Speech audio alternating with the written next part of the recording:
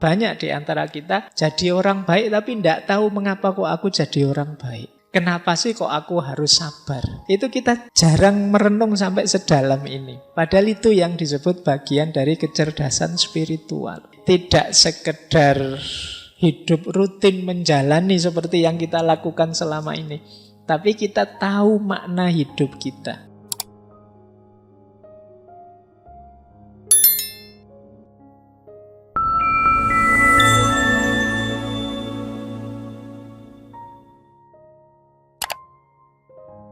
Assalamualaikum warahmatullahi wabarakatuh. Bismillahirrahmanirrahim. Malam hari ini kita lanjutkan pembahasan tentang kecerdasan. Jadi di antara bukti sayangnya Allah pada kita manusia, itu kita diberi aneka rupa bentuk intelijensi atau kecerdasan. Hanya saja sayangnya tidak semuanya kita pergunakan secara optimal. Nah, belakangan kemudian kesadaran bahwa kita itu punya macam-macam alat untuk memahami hidup, punya banyak jenis kecerdasan. Kesadaran ini muncul sehingga lahir berbagai teori, termasuk yang kita bahas bulan ini. Jadi ada minggu lalu kecerdasan emosi. Malam hari ini kita akan membahas tentang kecerdasan spiritual. Minggu depan kita bahas secara lebih detail, lebih umum dalam kecerdasan majemuk.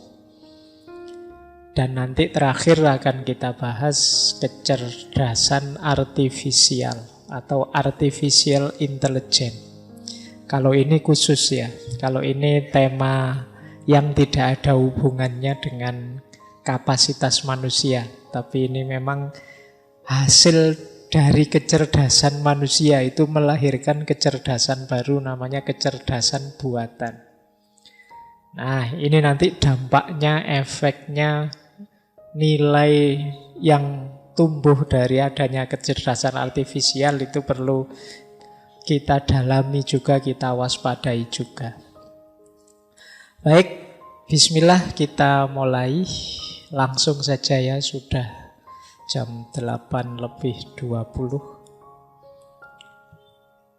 Saya awali dari quotes yang terkenal sekali, bahwa we are not human being having a spiritual experience, we are spiritual being having a human experience.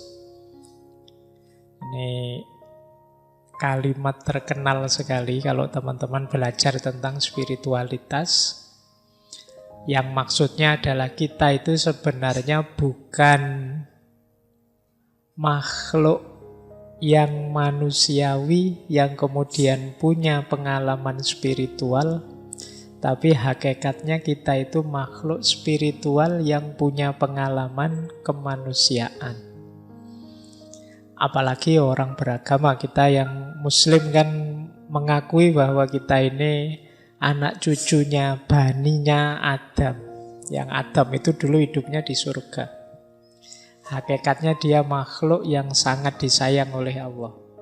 Hakikatnya kita itu spiritual, cuma mendapat casing manusia. Nah, ini quotes ini menarik. Mungkin ada yang setuju, ada yang tidak. Tapi nanti ada uraiannya untuk membuktikan mengapa sih kok kita itu sebenarnya hakikatnya makhluk spiritual. Jadi yang kelihatan ini dari luar ini hanya casingnya. Jadi kalau casing itu kan kadang tidak menggambarkan isinya. Kayak hari ini teman-teman misalnya HP-nya merek apa Xiaomi, tapi nanti casingnya iPhone. Nah, kan banyak saya kemarin lihat ada casing yang unik gitu ya. Jadi dari luar itu kelihatan kayak iPhone. Kalau nelpon diperlihatkan ini iPhone. Tapi begitu dibuka casingnya, oh ternyata bukan iPhone, ternyata Xiaomi. Nah, Yang penting kan berarti intinya itu yang operatif, yang bermain itu kan yang dalamnya, bukan casingnya. Maka di dunia spiritualitas termasuk mistisisme sangat ditekankan kita tolong jangan berhenti di casing. Jangan berhenti di fisik. Ya, casing penting, tapi yang lebih penting yang intinya itu bukan di casingnya. Nah, maka manusia juga dijelaskan kita itu makhluk spiritual hakikatnya. Hanya saja punya pengalaman kemanusiaan. Nanti pengalaman kemanusiaan ini akan kita tinggalkan. Kita akan kembali ke hidup yang sejati, hidup yang spiritual. Baik, lanjut ya. Ini loh buktinya bahwa kita itu makhluk spiritual. Kita itu adalah satu-satunya makhluk yang diberi fitrah makna. Jadi kita itu makhluk yang selalu bertanya tentang siapa kita. Mengapa aku ada? Misalnya ada lagi yang tanya, kenapa aku menderita? Apa makna hidupku? Apa nanti yang terjadi setelah aku mati? Ini khas manusia. Makhluk yang lain tidak pernah menggelisahi ini. Jadi tidak ada kok selain manusia bertanya, mengapa kok aku menderita, kenapa aku kok jadi sapi dulu, akhirnya kemarin Idul Adha disembelih orang banyak misalnya. Dia tidak pernah tanya kok hidupku ngenes tenan ya, menderita sekali. Tidak pernah tanya tentang itu. Yang bertanya tentang itu, membahas itu hanya manusia. Jadi ada kesadaran lebih dalam tentang hidupnya. Karena memang yang hakiki dari hidupnya itu ada di dalam, tidak di luar. Kita kan tanya, siapa sih aku ini loh? Padahal kalau ngaco kan sudah kelihatan, loh ini aku. Tapi kan masih tanya saja, berarti kan ada makna lebih dalam. Kita belum puas hanya melihat identitas eksternal kita. Hanya melihat wujud fisik kita. Kalau sebenarnya kan jawaban gampang kalau hanya dari luar kan siapa aku, tinggal nyari lemari yang ada kacanya terus oh itu aku kan, tapi kita tidak puas, bukan itu aku. Pasti ada sisi dalamnya. Termasuk kita juga tanya, kenapa sih aku dilahirkan? Kok aku jadi orang Indonesia? Itu pun jadi anak desa. Kok ndak anaknya konglomerat atau anaknya kok jadi, kenapa kok aku? Ini makna namanya. Jadi manusia itu makhluk yang selalu bertanya tentang makna. Jadi makna itu kan sesuatu yang tidak bisa dipahami hanya dari kelihatannya. Jadi makna itu kan selalu ada di balik realita. Misalnya minuman ini. Kenapa sih kok Pak Faiz diberi minuman 2, kalau teman-teman kok cuma 1? Loh, ini kan tidak sekedar adanya 2 minuman ini, tapi di balik ini ada makna. Mungkin penghormatan, mungkin penghargaan, mungkin basa-basi, mungkin macam-macam. Iya kan macam-macam, kan kita tidak tahu maknanya apa gelas yang 2 itu. Berarti apa? Dia tidak bisa hanya dilihat dari 2 gelasnya. Di balik 2 gelas ini ternyata ada makna. Nah manusia juga begitu. Tidak bisa dia dilihat hanya dari kelihatannya.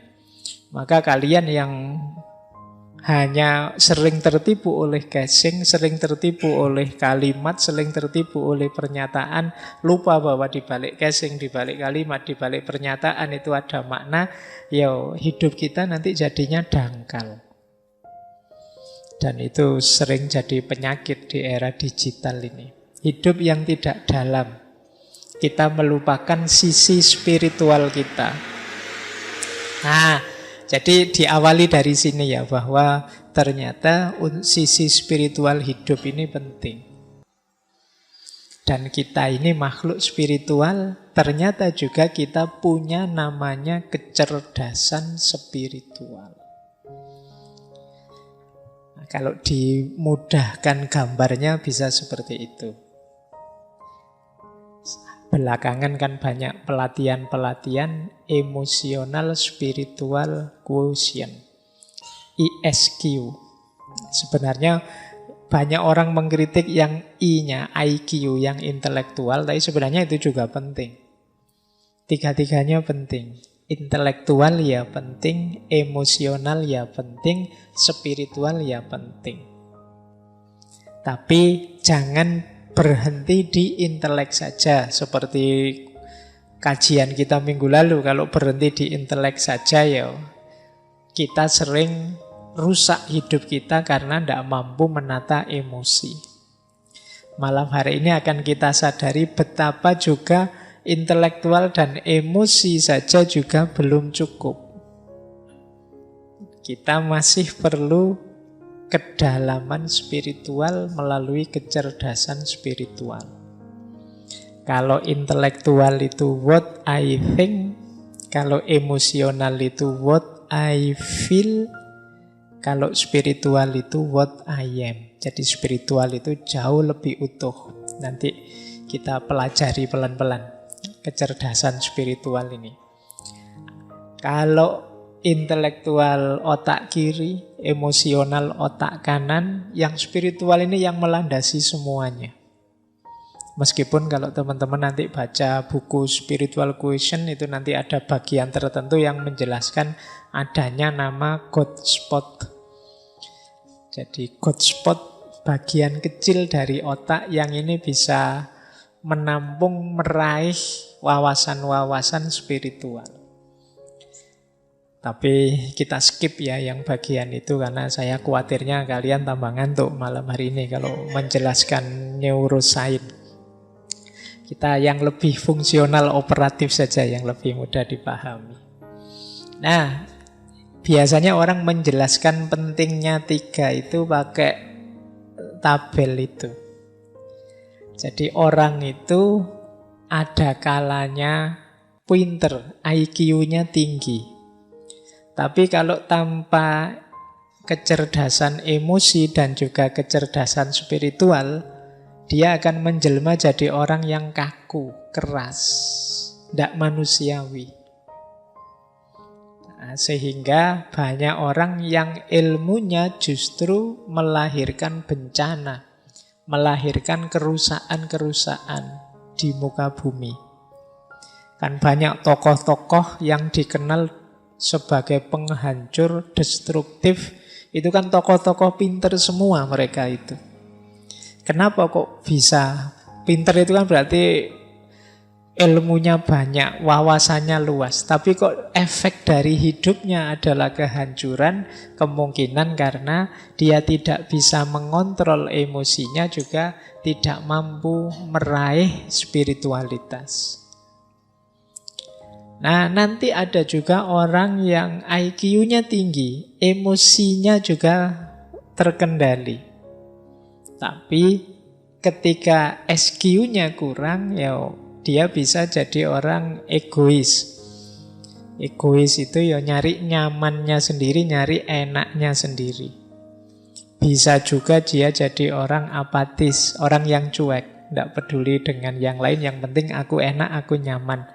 Bisa jadi orang agnostik, peduli amat. Tidak mungkin aku bisa membahagiakan semua orang, ya aku nyari enak sendiri.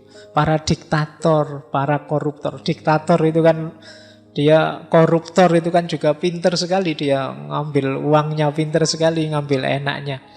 Tapi dia spiritualitasnya rendah. Bukan agama ya, spiritualitas tidak sama dan sebangun dengan agama. Ada orang yang beragama tapi spiritualitasnya rendah. Ada ateis tertentu tapi spiritualitasnya tinggi. Itu nanti tema yang lain.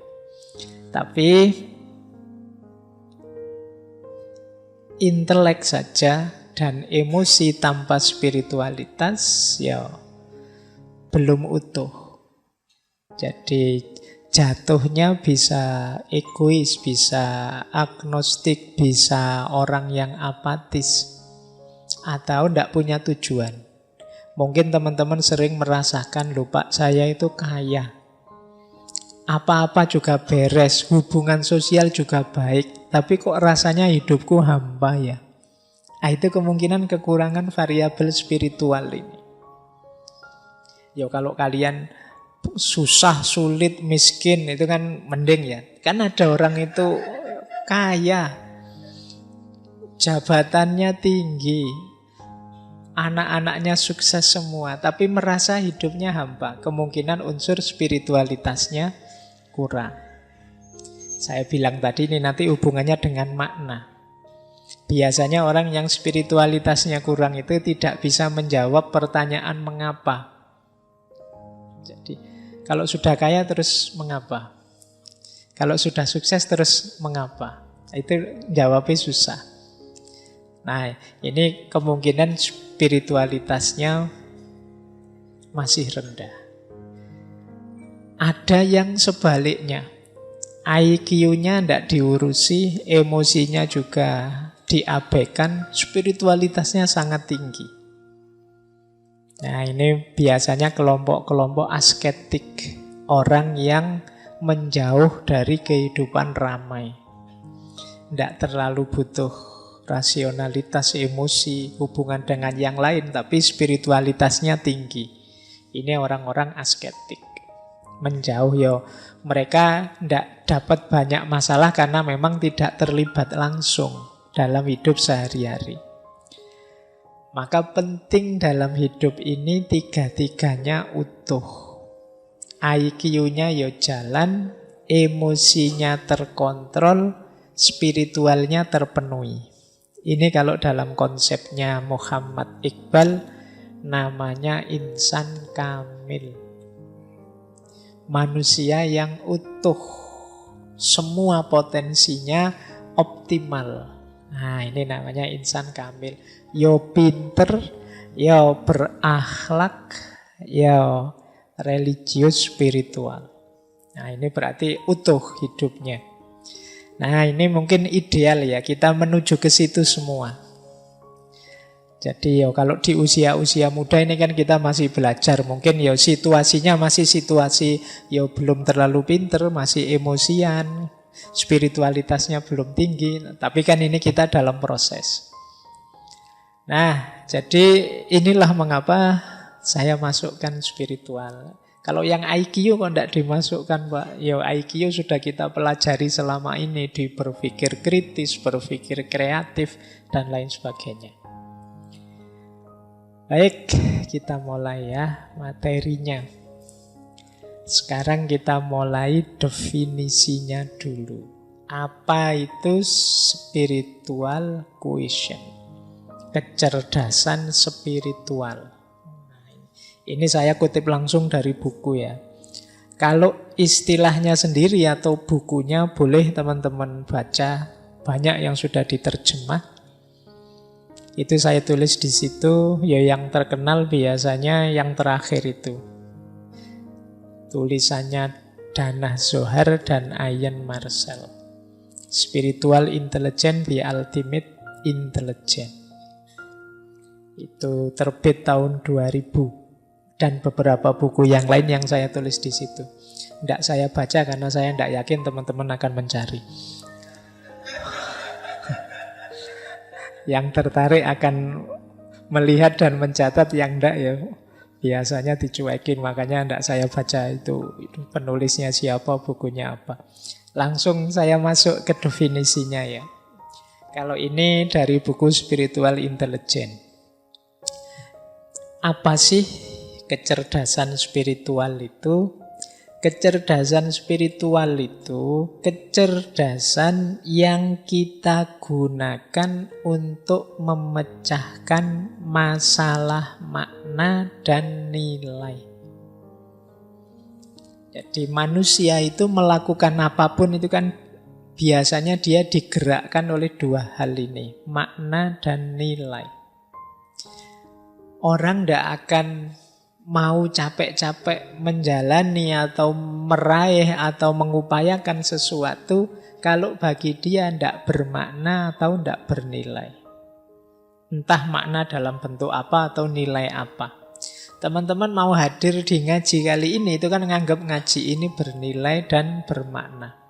Mungkin bermakna secara nambah kepinteran, mungkin punya nilai kebersamaan, persaudaraan, ada banyak makna. Yang mungkin macam-macam di antara yang hadir ini menegakkan nilai yang beda-beda. Jadi mungkin ada yang menegakkan nilai kebersamaan, persaudaraan, mungkin ini bareng-bareng. Ada yang menegakkan nilai mencari ilmu, nilai keilmuan. Mungkin ada yang menegakkan banyak nilai-nilai yang lain. Mungkin setiap kepala bisa punya nilai yang berbeda-beda, makna yang beda-beda. Nah, kemampuan kita untuk melakukan hal-hal yang bermakna dan bernilai ini menunjukkan kita cerdas secara spiritual. Kecerdasan yang dengannya kita dapat menempatkan tindakan dan hidup kita dalam konteks yang lebih luas, lebih kaya, dan memberi makna. Kecerdasan yang dengannya kita dapat menilai bahwa satu tindakan atau satu jalan hidup lebih bermakna daripada yang lain. Jadi kecerdasan spiritual itu ya kemampuan makna tadi. Antara nongkrong di angkringan dengan ngaji misalnya, teman-teman memutuskan lebih berarti ngaji, Pak. Terus datanglah ke sini. Nah, ini bagian dari kecerdasan spiritual. Mungkin ada yang bilang, enggak Pak, lebih berarti, lebih esensial kalau saya nongkrong di angkringan. Karena di sana mungkin lebih otentik ilmunya misalnya. Ngobrolnya lebih spontan. Tidak pakai buku-buku tapi apa adanya misalnya. Ini makna-makna nilai-nilai yang kita tegakkan. Ini bagian juga dari kecerdasan spiritual. Kalau kemarin di emosional kita ngontrol emosi, kita dilarang marah dan lain sebagainya. Itu kalau di spiritual ini ditanyakan. Untuk apa sih kok menahan marah itu? Kalau kita bisa menjawab berarti kita setelah melakukan hal yang bermakna. Berarti kita cerdas secara spiritual. Karena banyak di antara kita jadi orang baik tapi tidak tahu mengapa kok aku jadi orang baik. Kenapa sih kok aku harus sabar? Kenapa sih kok? Itu kita jarang merenung sampai sedalam ini. Padahal itu yang disebut bagian dari kecerdasan spiritual. Jadi tidak sekedar hidup rutin menjalani seperti yang kita lakukan selama ini, tapi kita tahu makna hidup kita. Jadi kita punya visi, punya nilai, dan punya makna. Nah itu bagian dari kecerdasan spiritual. Semakin tinggi, semakin cerdas seseorang secara spiritual, semakin canggih makna yang dia produksi. Semakin relevan nilai dan makna yang dia kaitkan dalam hidupnya. Nah inilah orang yang disebut cerdas secara spiritual.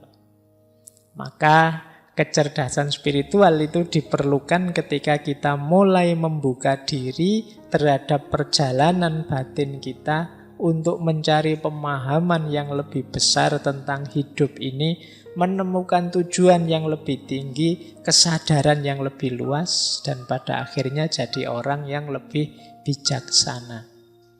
Ini kalimatnya dibaca saja indah, meskipun kalau dijalankan ya perlu latihan terus-menerus. Baik, jadi paling tidak sudah dapat gambaran itu. Ya kalau orang beragama biasanya maknanya selalu dikaitkan dengan yang maha tinggi, yang meliputi dengan hal-hal ketuhanan. Karena memang spiritualitas itu dekat sekali dengan ranah agama, ranah ketuhanan. Meskipun tidak sama persis seperti saya jelaskan tadi. Nah, dunia spiritual itu isinya itu. Berarti nanti orang memaknai sesuatu itu dikaitkan dengan itu.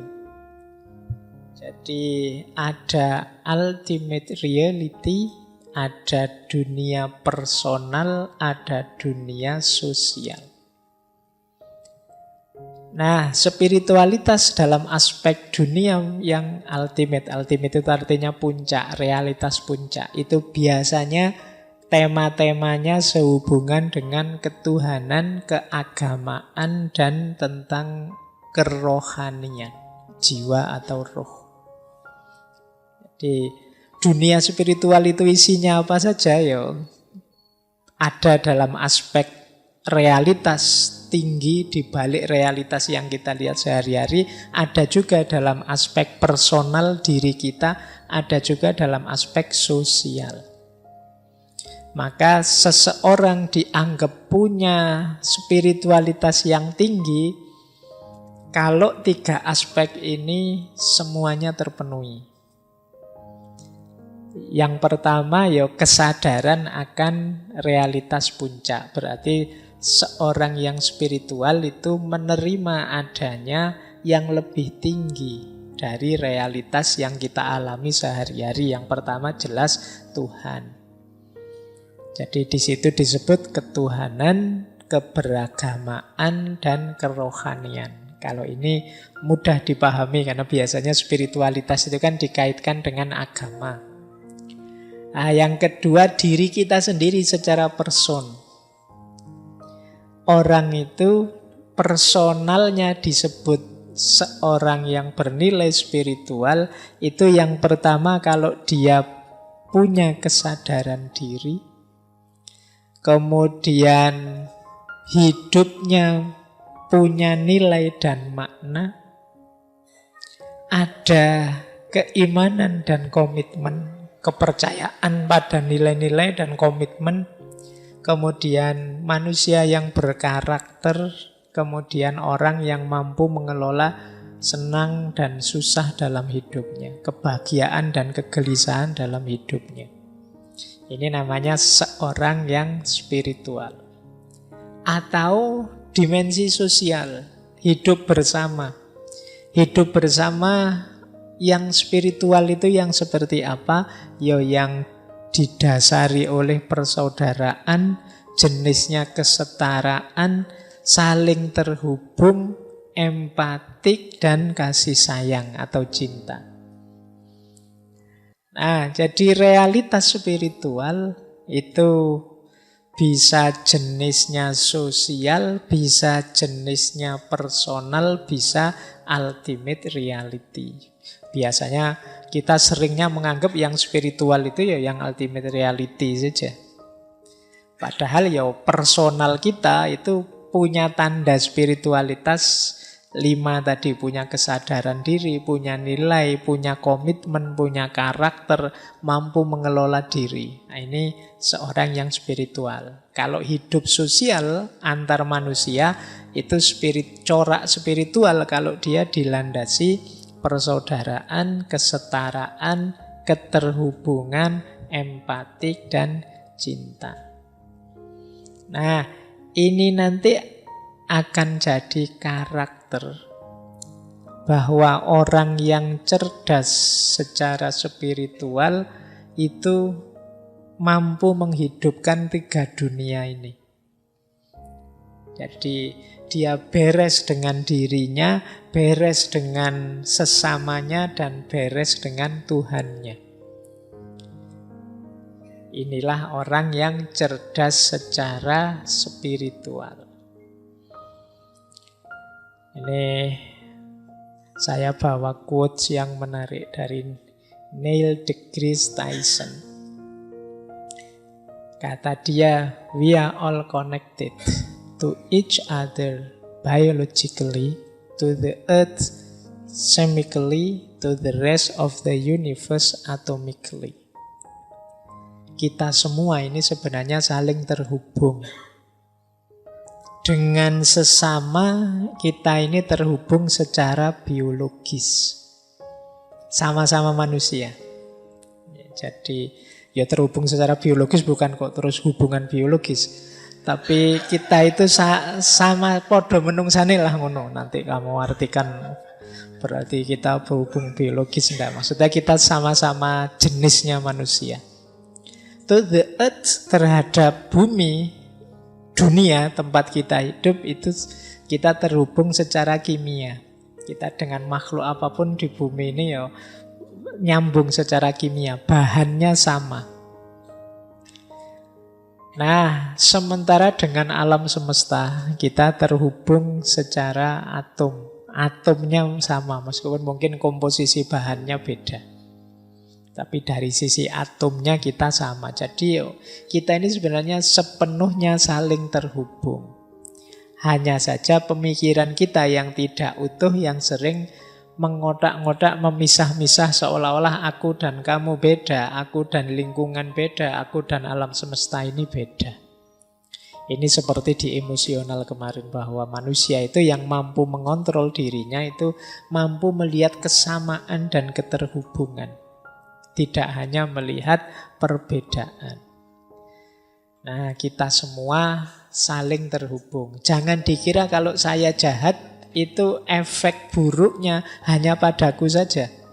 Mungkin padamu, mungkin pada orang lain juga dapat gitu. Kenapa? Karena kita saling terhubung. Bahkan sekedar berpikiran buruk mungkin juga berpengaruh pada kalian. Wong belum saya ucapkan, bahkan belum saya lakukan. Tapi kalau pikiran saya jahat, bisa saja berpengaruh padamu. Wong kita itu tersambung secara biologis. Bisa saja berpengaruh pada lingkungan sekeliling kita, kayak kemarin di etika lingkungan. Bahkan di perputaran universe, alam semesta. Karena kita ini semuanya nyambung.